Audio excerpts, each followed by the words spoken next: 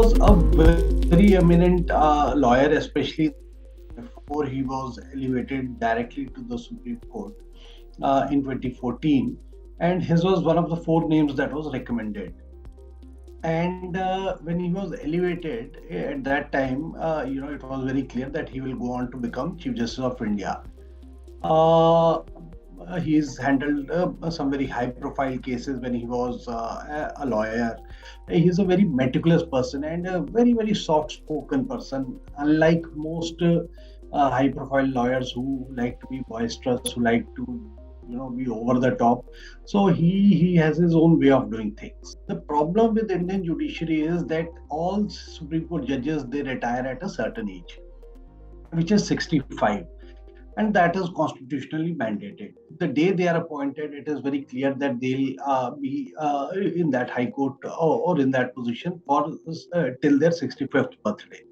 In the case of Justice Lalit, when he was appointed a judge of the Supreme Court, in fact, when his name was recommended, it was very clear that he will be going to become Chief Justice of India for just a very, very short tenure of 70 odd days. And if you factor in the fact that there are going to be holidays, puja holidays, and Diwali break, so eventually, I think it will be 50 odd days when he will be Chief Justice of India. And there has been some suggestion to the effect that Chief Justice of India needs to have a longer tenure.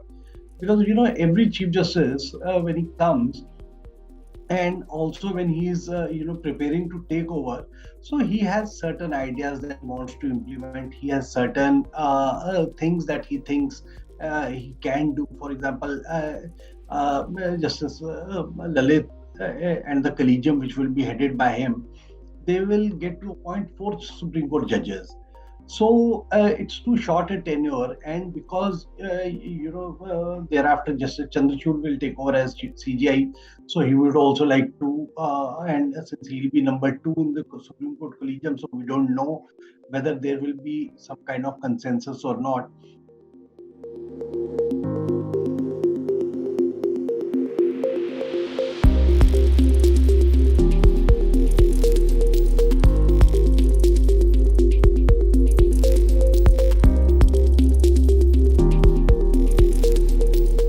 Unfailingly polite and gracious, Lalit never got personal in court.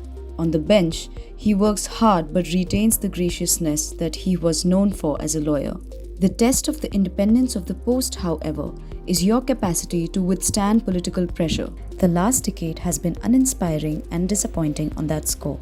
Whether Justice Lalit will preside over the institution with firmness and legal propriety, keeping the executive at bay, remains to be seen. The legal community is now used to that not happening.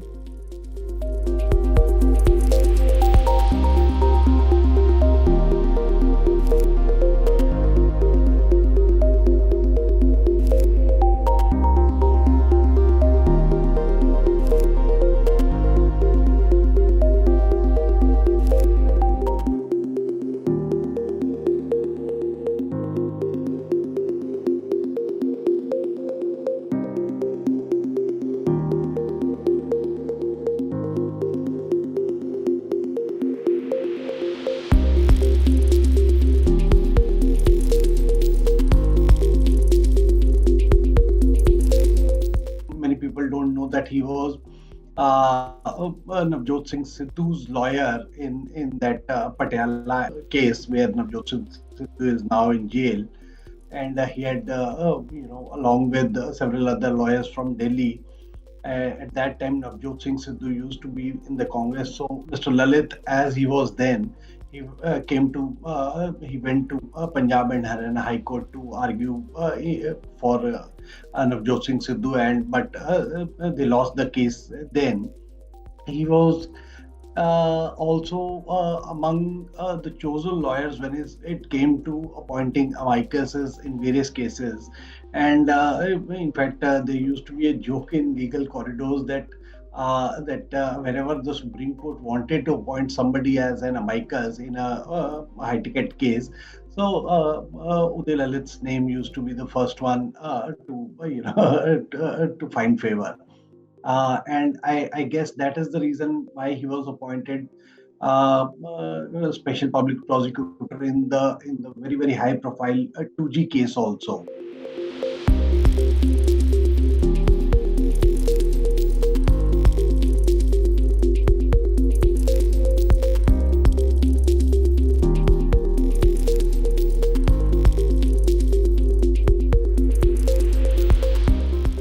A lot of posts of Supreme of High Court judges are vacant. Almost 45% vacancies there in high courts. Then several high courts are without full-time chief justices. That also needs to happen. In the last actually several decades now, the problem is that our to litigant strength is so low that we can't do much, and the number of cases they have been going up, while the number of judges has either remained stagnant or it has come down, and while the vacancies have been climbing.